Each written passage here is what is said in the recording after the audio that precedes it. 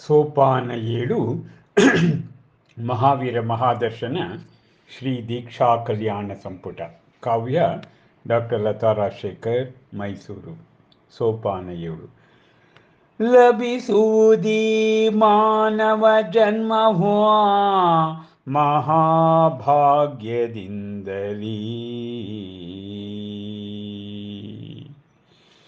ಚ್ಯುತವಾಗಿ ನಂತರದಲ ಮಹಾವೀರನ ಜೀವವೋ ಜನಿಸಿತು ಅಯೋಧ್ಯ ನಗರದ ಕಪಿಲನೆಂಬ ಬ್ರಾಹ್ಮಣಗೆ ಪುತ್ರನಾಗಿ.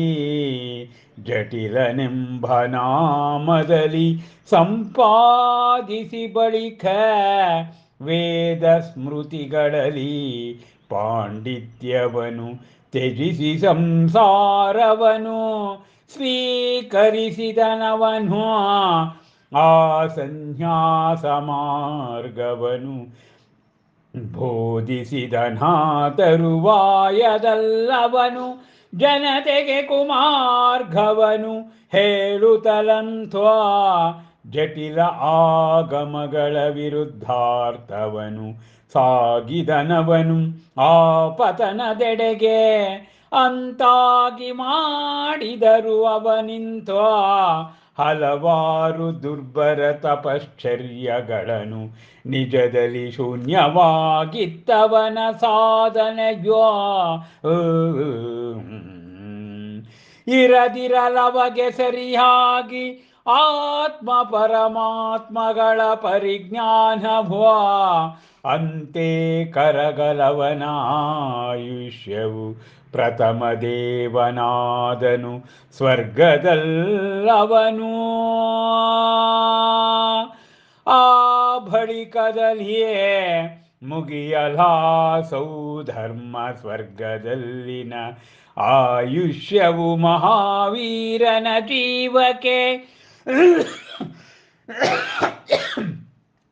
ಜನಿಸಿತದುವೆ ಅಯೋಧ್ಯಾಪುರಿಯಲ್ಲಿನ ಸ್ಥೂಣಾಗರ ನಗರದ ಭಾರದ್ವಜ ಪುಷ್ಪದತ್ತರೆಂಬ ಸತಿಪತಿಗಳಿಗೆ ಹೊಂದಿ ಪುಷ್ಯಮಿತ್ರನೆಂಬ ಹೆಸರನು ಅಧ್ಯಯನ ಮಾಡಿದನವನು.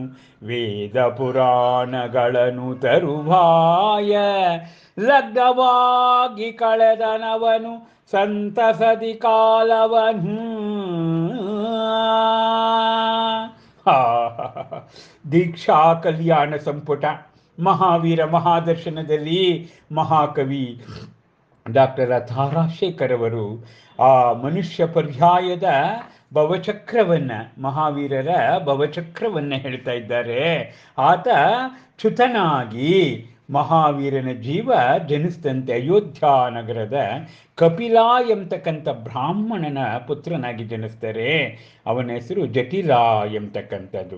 ಅವನು ಬ್ರಾಹ್ಮಣ್ಯದ ವೇದ ಸ್ಮೃತಿಗಳಲ್ಲಿ ಪಾಂಡಿತ್ಯವನ್ನು ಅವನು ತ್ಯಜಿಸಿ ಸಂಸಾರವನ್ನು ಸ್ವೀಕಾರ ಮಾಡ್ತಾನಂತೆ ಜಟಿಲ. ಆ ಸನ್ಯಾಸ ಮಾರ್ಗವನ್ನು ಬೋಧಿಸಿದ ತರುವಾಯ ಅವನು ಜನತೆಗೆ ಕುಮಾರ್ಗವನ್ನು, ಕೆಟ್ಟ ಮಾರ್ಗವನ್ನು ಹೇಳಲಿಕ್ಕೆ ಶುರು ಮಾಡ್ತಾನೆ. ಆ ಜಟಿಲ ಆಗಮಗಳ ವಿರುದ್ಧ ಅವನು ಸಾಕ್ತಾನೆ. ಕೊನೆಗೆ ಪತನ ಆಗ್ತದೆ ಅವನಿಗೆ. ಒಂಥರ ಕೆಟ್ಟ ತಪಶ್ಚರ್ಯಗಳನ್ನು ಮಾಡ್ತಾ ಅವನ ಸಾಧನೆ ಅದು ಇದಾಗ್ತದೆ. ಪರಿಜ್ಞಾನ ಇಲ್ಲ ಅವನಿಗೆ. ಹೀಗೆ ಅವನ ಆಯುಷ್ಯವೂ ಕೂಡ ಕರಗುತ್ತೆ.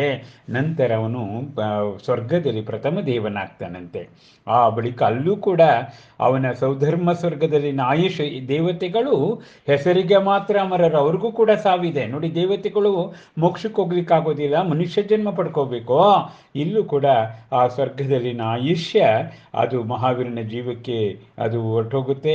ಆ ಆಯುಷ್ಯನ ಹೋಗಿ ಅಯೋಧ್ಯಾಪುರಿಯಲ್ಲಿನ ಸ್ಥೂಣಾಗರ ನಗರದ ಭಾರದ್ವಜ ಪುಷ್ಪದಂತರೆಂಬ ಸತಿಪತಿಗಳಿಗೆ ಪುಷ್ಯಮಿತ್ರ ಎಂಬ ಹೆಸರಿನ ಮಗನಾಗ್ತಾನೆ. ಅವನು ಅಧ್ಯಯನ ಮಾಡಿದವನು, ವೇದ ಪುರಾಣಗಳ ತರುವಾಯ ಅವನು ಸಂತಸದಲ್ಲಿ ಕಾಲವನ್ನು ತಳಿತಾ ಇದ್ದಾನಂತೆ. ಅಬ್ಬಬ್ಬಾ, ಹೀಗೆ ಮಹಾವೀರರ ಆ ಒಂದು ಭವಗಳ ಬಗ್ಗೆ ಇಲ್ಲಿ ಉಲ್ಲೇಖವನ್ನು ದೀಕ್ಷಾ ಕಲ್ಯಾಣ ಸಂಪುಟದಲ್ಲಿ ನಮ್ಮೆಲ್ಲರಿಗೂ ಕೂಡ ನೆನಪಿಗೆ ತರ್ತಾ ಇದ್ದಾರೆ. ನಮಸ್ಕಾರ.